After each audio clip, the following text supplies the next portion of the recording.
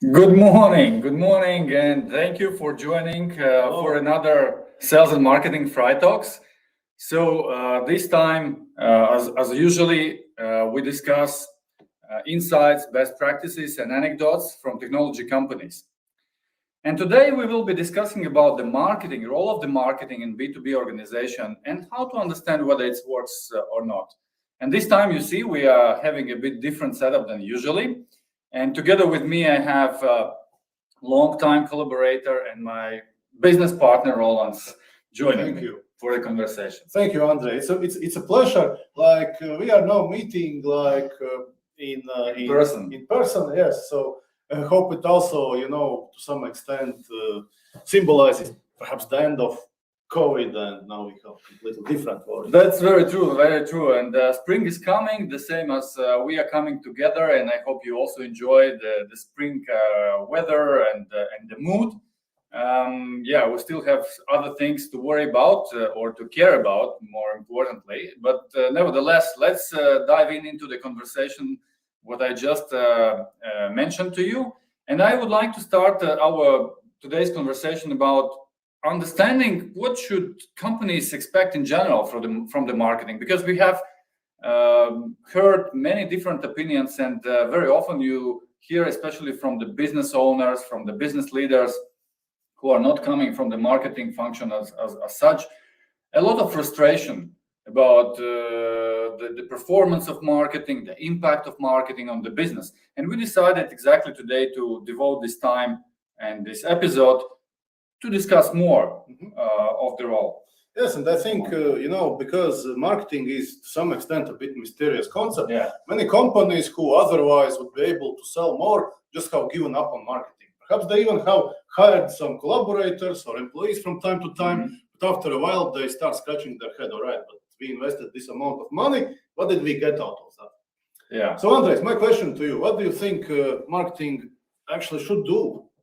Yeah, I mean, it might vary on what company is doing and what segments they are working towards. I think in B2B specifically, we can divide companies who are maybe to at least two major groups. Those who are really working with the enterprise type of customers, where it is very important to establish direct engagement with their clients. And help account managers actually to enter these accounts and to open them for new business opportunities, whether these are already existing your customers or maybe completely new customers. And then there are other clients or other companies who are actually working more towards the small and mid-sized companies, and it's kind of a mass market, more or less approach. And in this case, it's about really creating a demand and building your brand in this market, so that your potential and prospective customers can easily find you when it comes to the purchase decision. And ultimate goal, I think, for the marketing is to make sure that your company, your brand, your product becomes as a favorite choice of your target audience in that case. Yes, I totally agree with that. Before this discussion, I also pulled up a bit of research, right, which was made a couple of years ago. And basically, the question of this research was, it was asked actually digital marketers, right? The question was, what are top priorities for digital marketing strategy to achieve? And the results are following. In first place was increasing sales prospects leads. Second place was increasing customer acquisition. Third was increasing customer engagement. Number 4, improving brand awareness. And I think this research points to one thing extremely clear, that marketing's priorities is actually to help companies sell. Exactly what you said, right? And there are probably different ways how you can measure. We have talked earlier about the number of leads, about the cost per lead, and many other things. But at the end of the day, we have marketing in companies to help us grow our business, actually sell more. Yeah, and I think this is a very, very important, let's say, way of looking at marketing, and it needs probably the certain mindset both from the owner of the company, and today we expect that there are some people who are watching us. They're responsible either for the company as such or for the function in the company, and that really needs to. They didn't really need to reconsider the way how they perceive marketing. We often also see still that marketing within the company is perceived as just some background function which is responsible for nice fancy stuff for the exhibitions or doing the work that nobody else is doing, like organizing internal events, employee retreats, etc., which are important things. But absolutely. Not why you need real marketing. Yeah, but you should be fully kind of aware that if you perceive this marketing and position your marketing in your organization like this, then you should not probably expect anything else, right?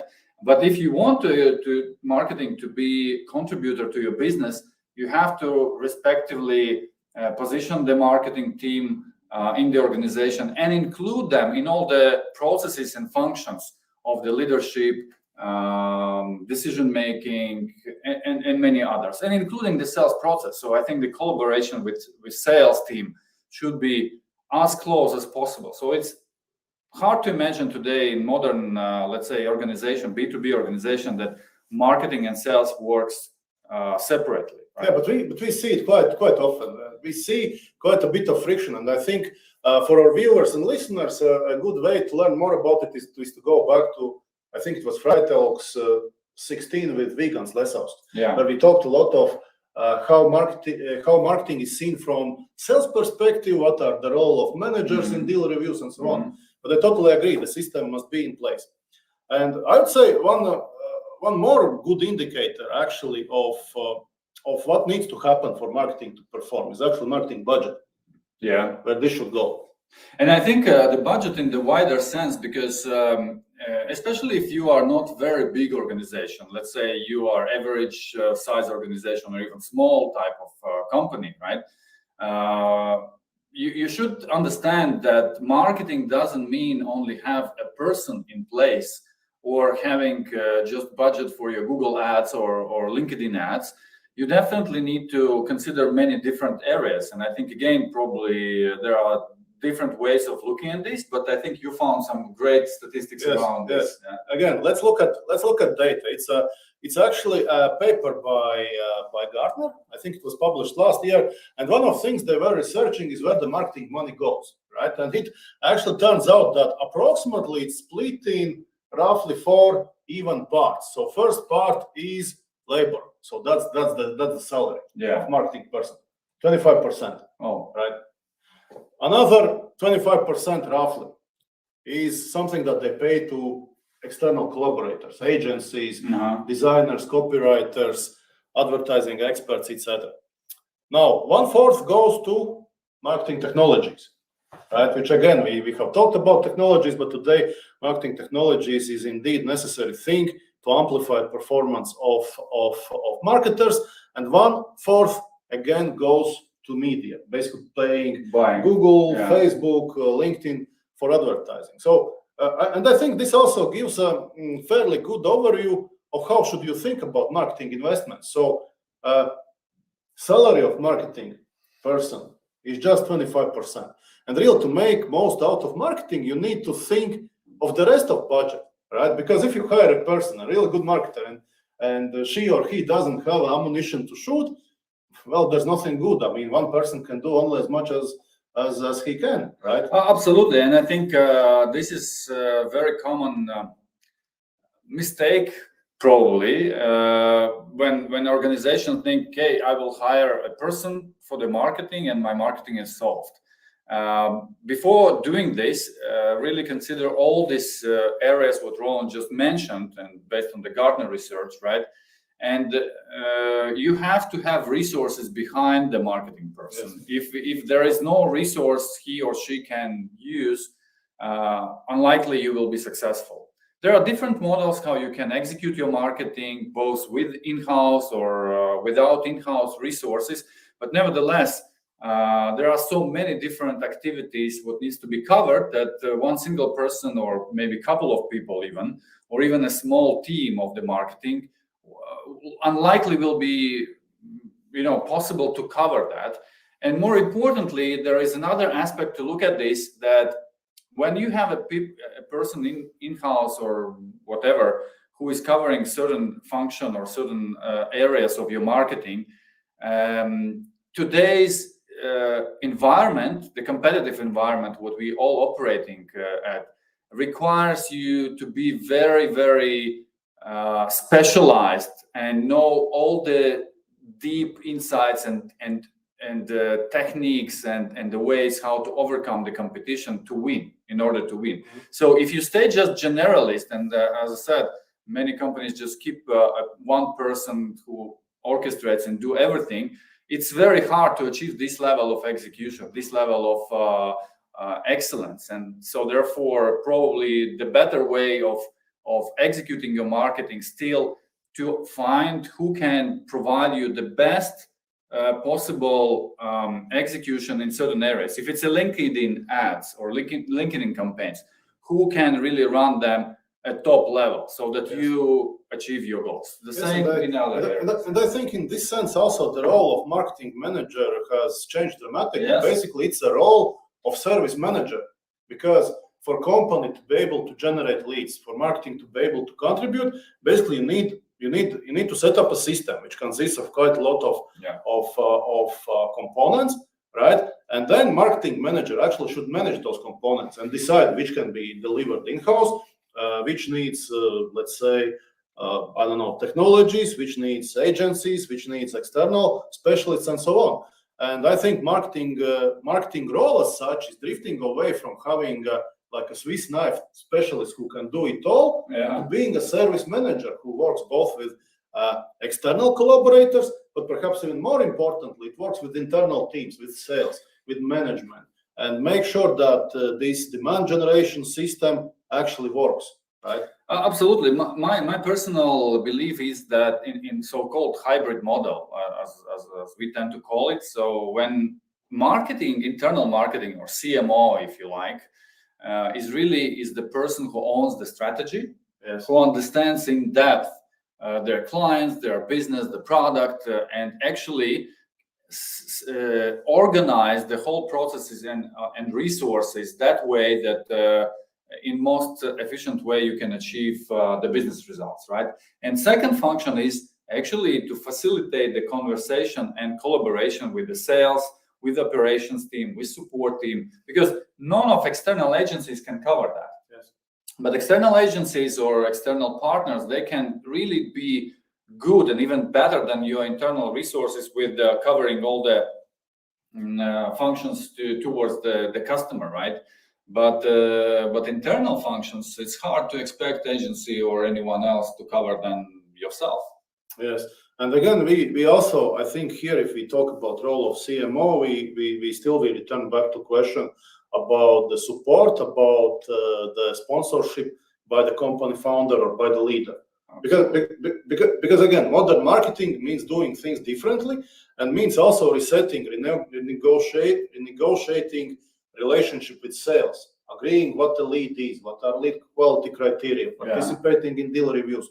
And you cannot kickstart this kind of transformation, I would say, or changing company unless there is very clear support from the very top, right? Yeah, as I said in the beginning, I think this way of new marketing approach requires a lot from the leadership, like both support, but also the way how they look at marketing, the way how they actually assess the marketing, both as a team and as a function.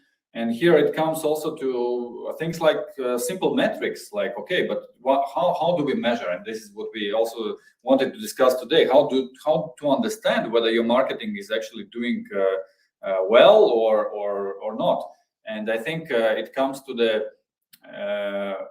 essential of what actually is the end result, what marketing should deliver, right? And in my opinion, marketing as an end result should be responsible for the pipeline, sales pipeline. So basically, what is the contribution to the pipeline? That's one. Secondly, whether the pipeline in general is progressing, what is the velocity of pipeline, can we accelerate the pipeline with help of marketing, and so on, because there are so many different ways how marketing can contribute to that and free up the time for salespeople where they can focus really on the last mile of the pipeline.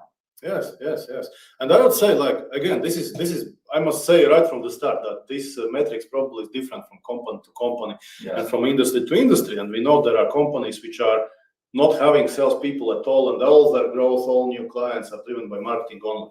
But I would say, if in technology company less than 30% of all leads or all closed deals are not originated by marketing, I would start looking into it. Why is that the case, right? Yeah, and I think this is also the question of your scalability as such. So of course you can, and we know many companies who actually does not have any marketing as a function internally, and they somehow not only survive, but they actually grow. And this is very, very good examples. But typically those are very niche, or they are very technical, specialized IT companies. But even in these cases, what we see that when they reach certain, let's say, threshold or certain penetration of their kind of nearest customers, and it becomes harder and harder to make a next step and harder to get to the next level. And maybe you want to stay on this. This is totally fine. It's up to you as your business owner, right? But if you want to really go to the next level, there is no better way how to scale than to employ marketing. Yes, but with marketing, again, there is one important thing to always remember, and we talked about that earlier. But here's the thing regarding marketing. I mean, it's real difficult to judge results or to understand if a person you want to hire is good or not. Because if accountant is bad, you will see in a few months he or she cannot do things. If it's technician, you will see. If it's engineer, you will see. With marketing, however, there's very wide difference in terms of competencies of people. All right, but that is certainly one challenge. But let's perhaps talk about marketing. Like, how much money should companies actually budget in marketing? Yeah. What's your thoughts about that?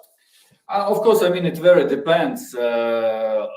It's not perfect answer, but I think it really depends on the specific of your business, the volume of your business, and so on and so forth. But in general, there are certain benchmarks and KPIs you have to keep in mind, right? For instance, in the SaaS industry, and if you are like selling a software as a service, then your marketing should be at least 1/3 of your annual revenue, at least, right?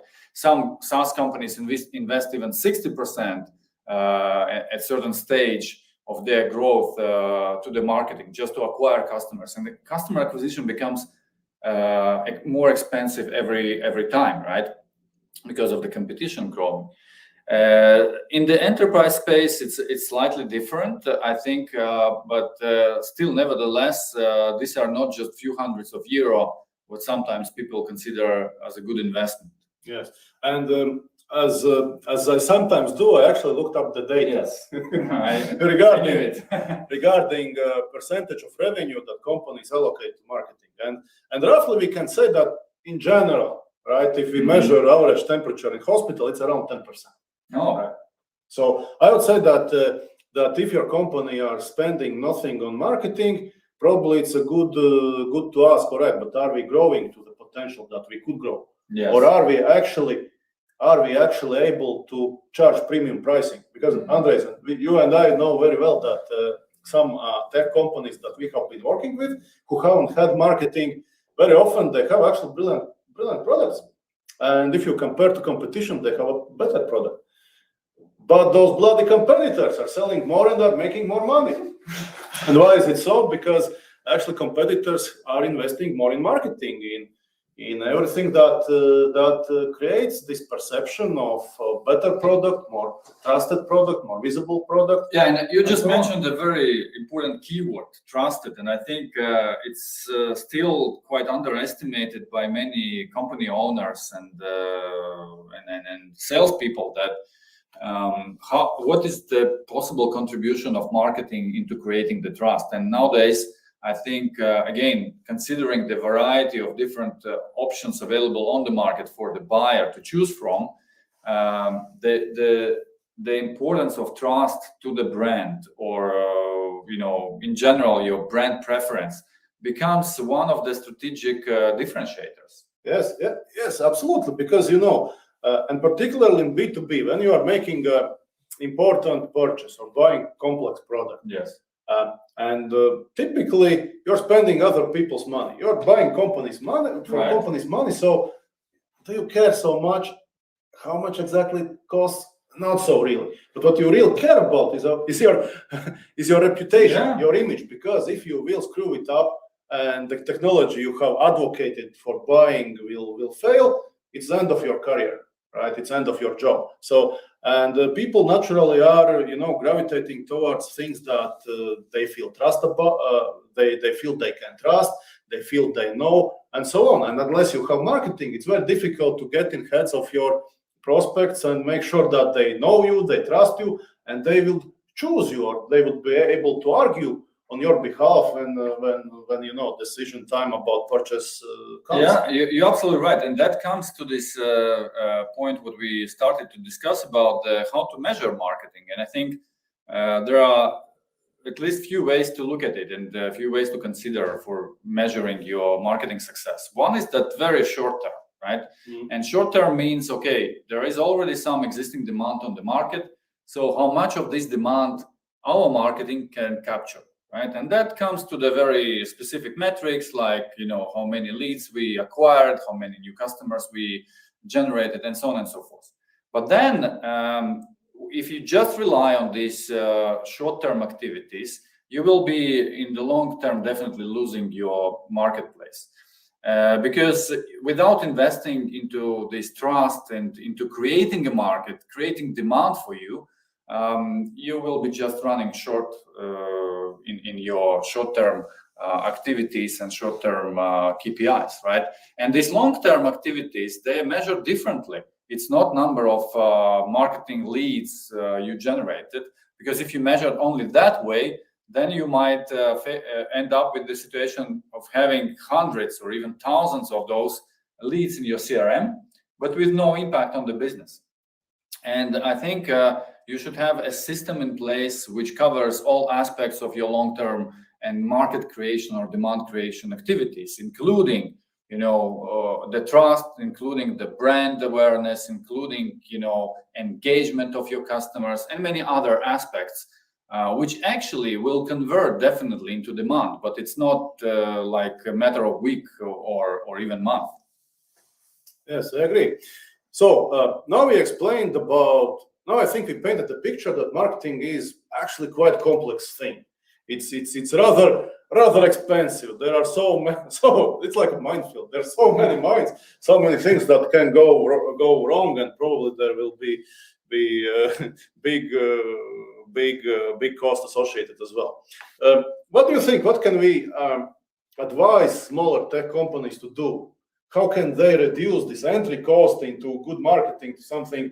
I mean, less. My approach is always the simplification approach. I think again, we maybe here discussed many things, but in reality, you first of all have to start with defining where you want to be. Right? It's about the strategy, and again, it should not be something very complicated and something very lengthy or something like that.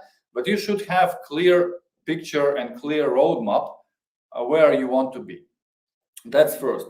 Secondly, I think you should have covered those two strategies, what I just mentioned. Like one, how we cover the short-term activities and how do we generate demand, not generate demand, but how do we capture the demand what already exists on the market? There is already existing demand, so how we can take our part of it. And secondly, what I will do with my capacity in mind to create a demand. And it's not necessarily that you need to do 10 of different things. You can focus only on one maybe, or only on two, but do them really, really well. And most importantly, and that is where the biggest kind of failure happens is that consistency. It should happen on regular basis with the system in mind, and moving forward by small steps, but still moving forward. Because it's very easy to kind of do something. Oh, we don't see results. We skip it. We jump to something else. It's ad hoc approach actually creates a mess, which is not going to bring you many good results. Yes, exactly. I can give a good example. Remember, I mean, today is almost an anniversary event. It's 20th Fri.talks, right? Yes. And remember when we started, how difficult it was, how much time it took until we figured out that actually we have listeners, people are returning to events, we are getting comments and so on. So I think in marketing, indeed, consistency is the key, and particularly if you are publishing content, things like blogs or videos, you have to do it again and again, and you need to get this, how you call this, wheel spinning. And once it spins, it starts working. It starts generating audience. It starts generating recognition. Some leads are coming in. You're absolutely right. I think the beginning of any initiative, typically it's the most time and resource consuming. Yes. And when and therefore my advice would be really don't put on your plate too many things. Yes. Start with very, maybe few, 1, 2 things, but make them running. And as soon as they start to run, actually you can take another one. And then you will see that maybe in 6 months, you have 3 or 4 very strong demand generation programs running and covering most of your actually needs.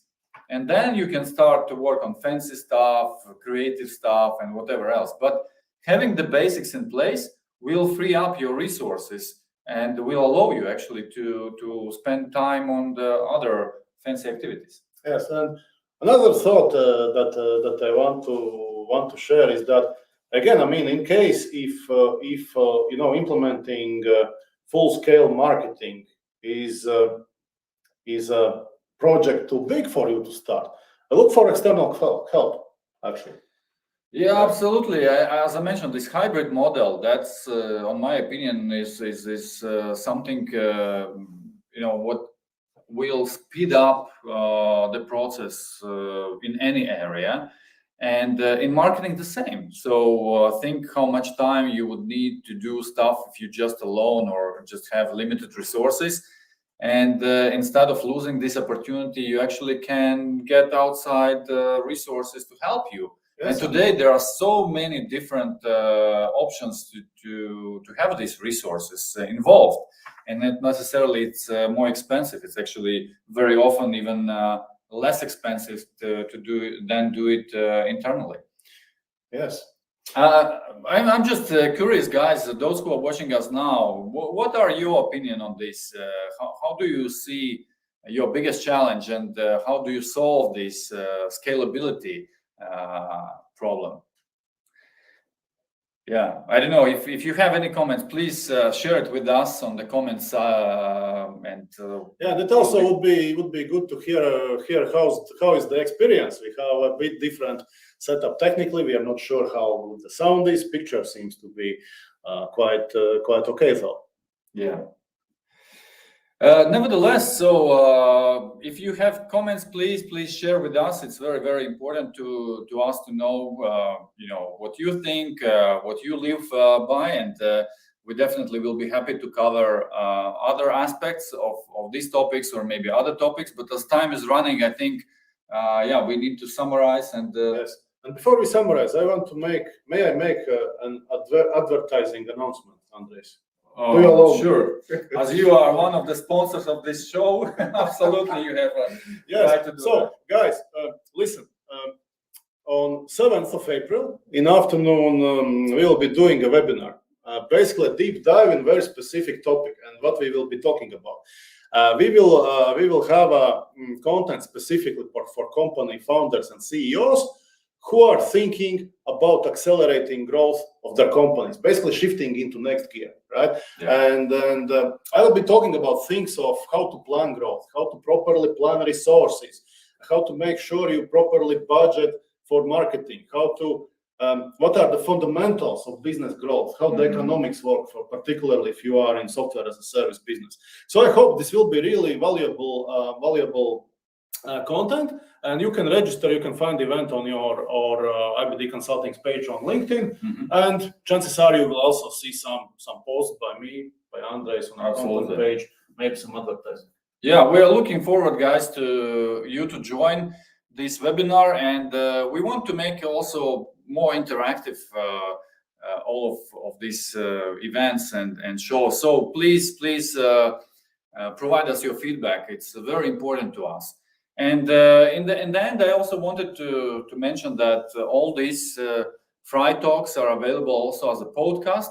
So you can go to Apple podcast, to Spotify, to Google, to any other platform, as we are on most of them, and search for Sales and Marketing fri.talks, and then both this episode and all the previous episodes are available there.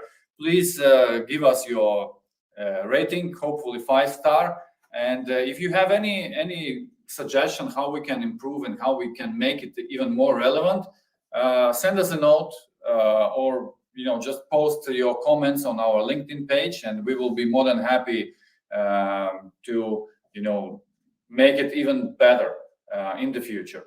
Otherwise, I would like to thank you, Roland, for a great conversation. Thank you, Andres, for inviting me. Yeah, with pleasure. And we are looking forward to our next fri.talks, which will be in 2 weeks as usually. Isn't it Easter holiday? We need to figure that out. We will see. If it's an Easter holiday, probably we will postpone it or skip it. But nevertheless, we are looking forward, and we wish you all a peaceful peace. And yeah, absolutely, this is the top priority for all of us. Yeah, we are looking forward to talking to you again in 2 weeks. Take care. Bye. Bye-bye.